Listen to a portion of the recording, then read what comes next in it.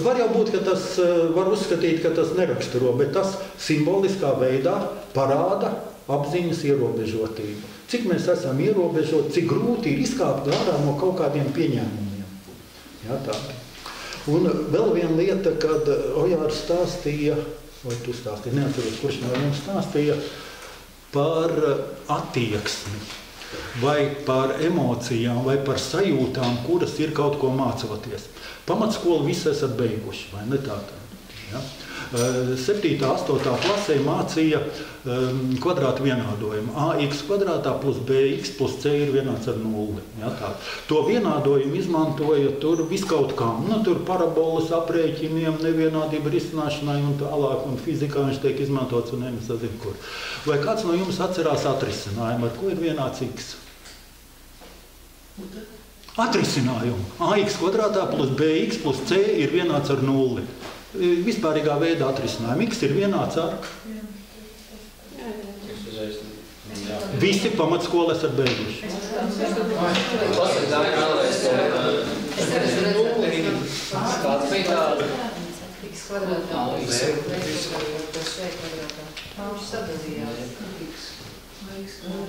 Mums ir X pirmais.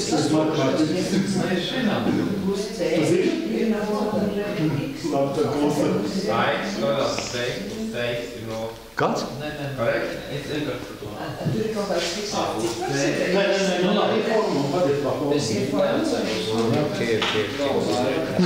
X ir vienāds ar daļu mīnus B kvadrātā, mīnus B plus mīnus kvadrāts sāk no 4AC kvadrātā, ne, B kvadrātā mīnus 4AC dalīts ar 2A. Labi, bet nav būtiski tas, kad jūs atceraties vai neatceraties. Jā, tā. Bet skolā jūs to mācieties ilgi. Gadu, 2, pēc tam viņš nāca priekšā vairāk kārtīgi vidusskolā. Nu, tie, kuri mācījās matemātikas vidusskolā. To jau daži vidusskolā nemācās matemātikas. Bet tās bija zināšanas, kuras tanī brīdī tika uzskatīts par ļoti svarīgām. Vai ne? Matemātika taču, ne tā? Bet tagad pa lielām jūs vispār neatceraties, daži pat neatcerās, ka tāds vienādojums ir bijis, vai ne? Kroniski pieredzi, jā. Jā, kāda nebija skaidrs. Nē, labi, neapspriežam šo te jautājumu par šo te tā. Tas ir cits jautājums no tā, mēs pienāksim pie tāda secinājuma, ka vispār skolā nekas nav jāmācās, jā tā. Un tas jau ir bīstami, jā tā, tad, jo kaut kas ir. Nē, neapspriežam šo te jēgas jautājumu.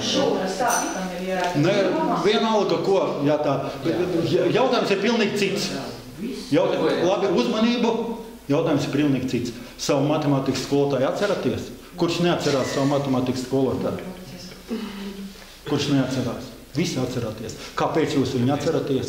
Tādēļ, ka bija emocijas. Visādas emocijas bija saistībā ar skolotāju. Vai ne? Labas, sliktas vai sazina kādas, bet emocijas bija. Tātad tas, kas ir kaut kur, nu, ne apziņā, bet zemapziņā iedarbojās uz jums, tas ir palicis. Un ja varētu to formulu iebāzt zemapziņā ar emocijām, tad varbūt viņi paliktu.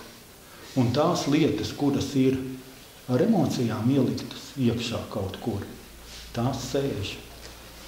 Un viņas sēž ļoti nopietni.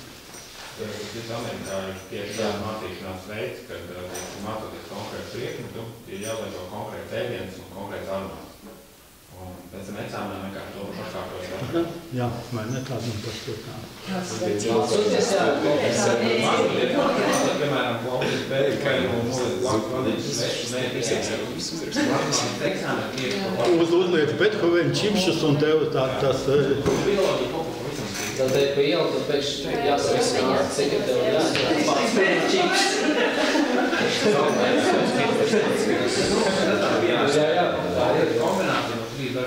Atcerējies. Un vēl pasi noteikti faktūru. Labi, pietiek diskusijas pašreiz. Jā, tātad, tas, kas ir emociju līmenī, tas ir būtiskāks par zināšanām. Es nenoliedzu zināšanu līmeni, jā, tāda zināšanas vienmēr ir svarīgas, bet viņas var restaurēt kaut kādā citādā veidā. Bet emocijas ir tās, kuras sēž kaut kur zem neapzinātā līmenī. Un ar emocijām ir diezgan traki.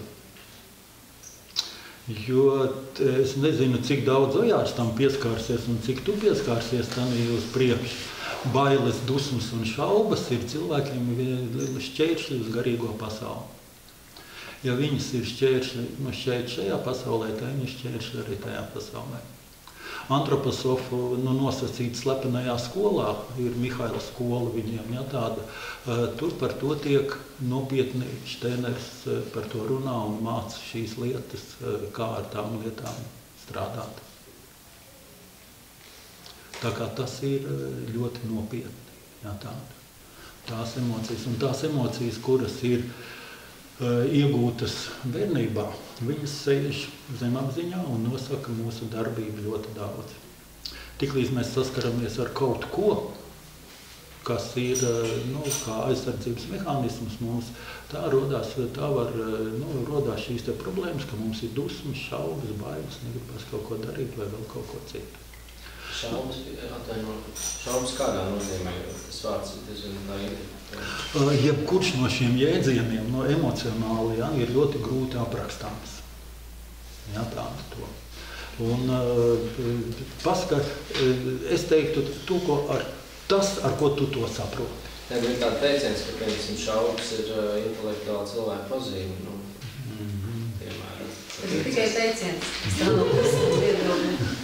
Jo par šaubām ir tas, kad šaubas ir, ja bailes sastingzina pārvērš akmenī, pēc idejas, ja? Šaubas ir tās, kas patērē vislielāko tavu spēku un enerģiju.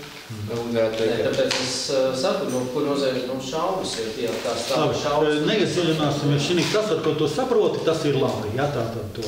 Un ja tev ir cits viedoklis, vēl labāk, ja, jo nekad nav viena patiesība. Vienmēr ir daudz vairāk patiesības nekā viena patiesība. Es noteikti nedomāju tāpatās kā Ojārs un kā tu domāji. Tas ir, katrs mēs būvējam savu patiesības modeli. Ja, un katram mums ir savs patiesības modelis. Un cita patiesības modelis nav ne labāks, ne sliktāks.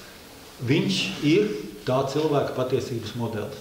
Un tas nenozīmē, ka man ir jāuzspiež kaut kādā veidā cits modelis. Man kā skolotājiem gribās to darīt. Es varbūt arī reizēm to daru. Un tā varbūt ir skolotāja nelaime kā tāda, ja, bet, ko lai dara, ja, tāda to. Tas tā notiekās. Pieņemiet, nepieņemiet viņu, tā ir problēma. Skatu, precizēju. Jā. Tā ir piezīme pie šī te, un tā ir būtiska piezīme, vai ne, tā par šo te tādu. Un šai lietai būtu jāpievērš ārkārtīgi liela nozīme. Un kā ar viņām cīnīties? Cīnīties nebūtu pareizais vārds. Kā mums pieņemt to, kā mums saprast to, jo emocijas visas mums ir dotas, lai mēs izdzīvot šajā pasaulē. Viņas nav par velti. Un teikt, ka viņas ir sliktas, ir diezgan šaubīga lieta, vai ne tā? Jo bez emocijām cilvēks, tad jau tur nekā nav, jo sieviete nespēja dusmoties, viņa nespēja mīlēt. Priekš tam tā sieviete vajadzība, tur nespēja mīlēt, jā, tā. Bet ja viņi dusmojās arī slikti. Ko tad? Kā tad risināt to jautājumu? Mērenību. Jā, zelta vidusceļa, Tas svarīgs kaut kāds konteksts katrai no tās. Jo tu gribi ar intelektam visam pieiet. Tā es klasīs, ka vajag, ja kādreiz bērnībā es tā skaļi smējos, mamma saka, nesmēj, dabūs raudāt. Un es to liku sāku raudāt. Dzīvē viss jau ir zināmā mērā ritms. Tad ir mēnesi ritmi, ir gada ritmi, ir nedēļas ritmi, ir 7 gadu ritmi, ir pēc tam tie precesijas ritmi, ja, tādi, un vēl tālāk tie lielākie un mazākie ritmi, tie visi dabā notiek ritmiski. Tas ir, un ja mēs dzīvojam saskaņā ar ritmiem, tie ir daudz maz ok, ja, bet tā mūsdienu sabiedrība jau tos ritmus ir ārdījusi vairāk vai mazāk. Jā. Bet tā var būt. Lielākā ir problēma, bet kopumā sabiedrība, varbūt tas vienkārši tāds cikls mums visā globālajā sabiedrībā. Tas ir daļa no cikla.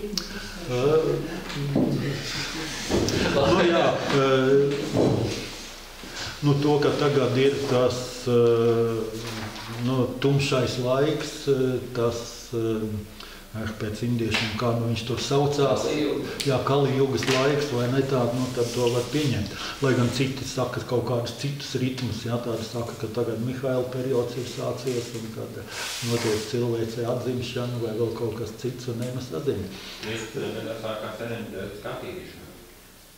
Varbūt. Kā tu zini, ka tas notiek? Tā ir tava pārliecība. 99% pasaulē tā nedomā.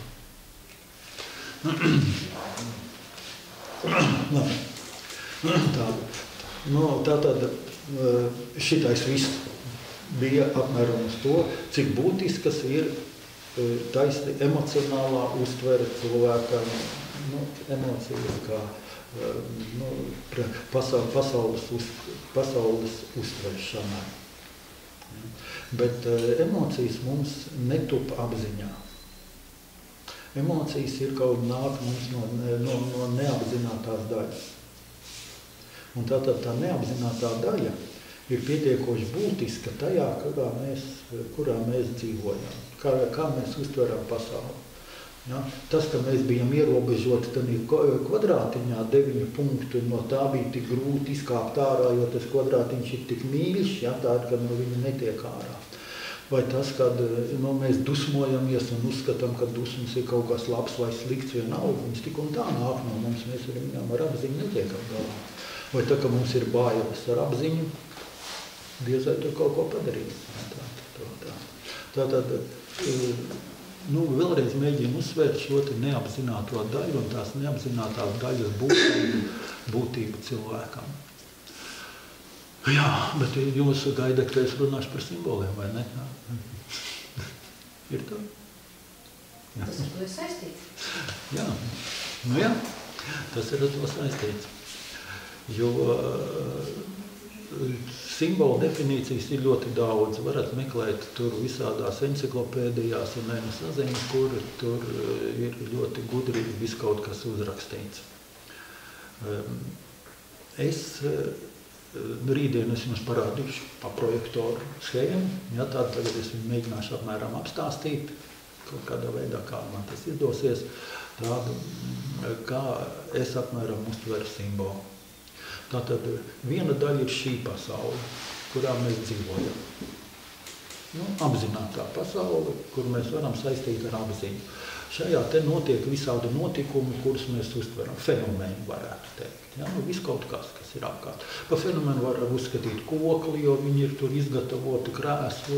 Viss tas, kas mums ir apkārt, tie cilvēki, kas ir viss tā pasaule, kur mēs uztveram, kuru mēs varam atspoguļot. Mēs nevaram atspoguļot visu, kas notiek šajā pasaulē, bet vienu daļu no tā, kas šeit ir, mēs varam atspoguļot un savā apziņā viņu tur tup. Tā mēs varam. Tad tas, ko domā, ko nevar atspoguļot? Teiksim, ultravioleto starojumu. Nevar atspoguļot? Nevar. Mēs viņu neredzam, mēs viņu varam kaut kādā veidā, bet mēs viņu tieši neuztveram. Mēs viņu uztveram, ja mēs viņu to... Mēs izmantojam kaut kādus pārveidotājus vai kaut ko šeit runa par tiešo uztveru. Tieši, es varbūt ne... vizuāli vai jebkādā citādā. Vēl mēs nosauļojamies. Siltums ir infrasarkanais. Sakas no ultravioletā iedeguma. Apdeguma, to it kā sajūtam, bet tieši, teiksim, mēs viņu neuztveram. Neredzam, kas no saules viņš tā. Un varbūt ir... Tas ir neuztveramais fenomens, teiksim. Nu, varētu būt tāda, kaut kas ir neustverams šī pasaulē, bet mēs pietiekoši daudz... Empīriski neustverams. Empīriski viņš ir uztverams, jo izmantojot kaut kādas ierīces, mēs viņu tiekam viņam klāt. Viņš nav tīri teorētisks tā kā kvants, kuru nevar... vai ne tā, vai neatšķiram kā atsevišķu sastāvdaļu vai daļiņu no tā, kāds viņš ir. Tiksim, saules skatoties, viņš noteikti ir. Bet mēs viņu neredzam. Mēs viņu neatšķiram kā atsevišķu. Nē, mēs viņu neredzam principā. Acis viņu neuztver. nav tikai tas, ko mēs redzam. Ne, tā ir labi. Es varu piekrist, ka, teiksim, tas ir fenomens. Varu piekrist, ja tā. Tas ir definīcijas jautājums, bet to, ko mēs neredzam, to ir diezgan grūti uztvert. Cilvēks uztver to, definēsim to, ko viņš var uztvert tieši. Ar 5 maņu orgāniem. Ar 5 maņu orgāniem, vai ne, teiksim, var uztvert tieši. Ja, netieši arī, protams, mēs tagad esam palikuši gudrāki vienkārši, bet šī pasaule. Viss kaut kas ir, kaut kādi fenomeni, vai varētu teikt, ka tie ir tēli šī pasaulē. Jebkas. Vienalga. Definējām viņus kā tēlus, kurus varam kaut kādā veidā sataustīt, ieraudzīt. Vienalga. Jebkas. Pilnīgi visas lietas. Ja, tā. Un tāda. Pastāv cita pasaule. Viņu var definēt visdažādākajos veidos, kā noosfēra, kā akašas kronika, kā, vēl augstākās pasaules kaut kādas, ja, vai tā, kuru ar maņu orgāniem principā nevar uztvert. Kura eksistē, pat varbūt ne mūsu iedomās. Kur eksistē nosacīt neatkarīgi no mūsu. Ir kaut kāda. To varētu salīdzināt ar to, ja mēs cilvēkam ir apzinātā daļa un neapzinātā daļa, tad arī pasaulē ir tā apzinātā daļa, to, ko mēs uztveram, un neapzinātā daļa kaut kāda cita. Ja zemapziņa mums liek kaut ko darīt un parādīt kaut kādu darbību šajā pasaulē, to, ko mēs darām, ja, tā. Zemapziņa liek mums baidīties. Zemapziņa liek mums dusmoties, zemapziņa ļauj mums atcerēties fizikas skolotāju, matemātikas skolotāju. Ja, tā ir kaut kāda cita pasaule, kurā eksistē nevis tēli, bet pirmtēli.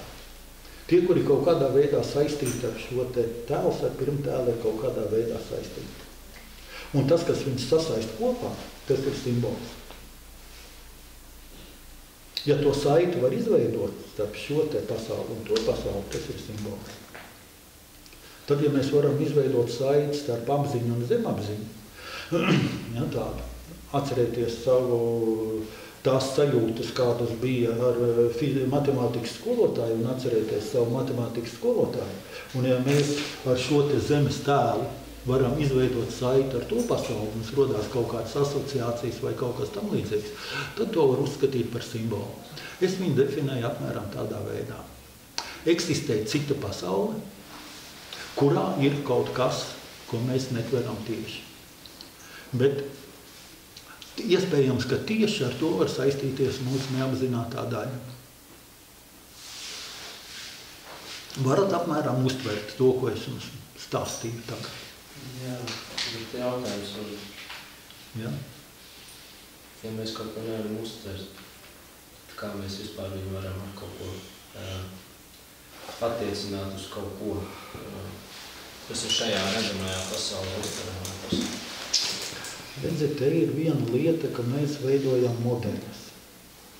Cilvēka apziņa ir, lai mēs varētu kaut kādā veidā nodot informāciju, mēs veidojam modeļus. Mēs nevaram pasauli uztvert tieši visā visumā, o jau cer, ka mums tas izdosies, ka mēs varēsim uztvert pasauli tieši, ja, bet mēs veidojam modeļus. Un modeļi ir, un šis ir viens no modeļiem, simbols, šī pasaule, tā pasaule, lai varētu skaidrot simbola esamību. Kad ir kaut kas, pirmtēls, Nu, pēc Platona varat skatīties, varat palasīt Platonu apmēram arī pirmtēls, un visiem pirmtēliem ir tēlu uz zemi.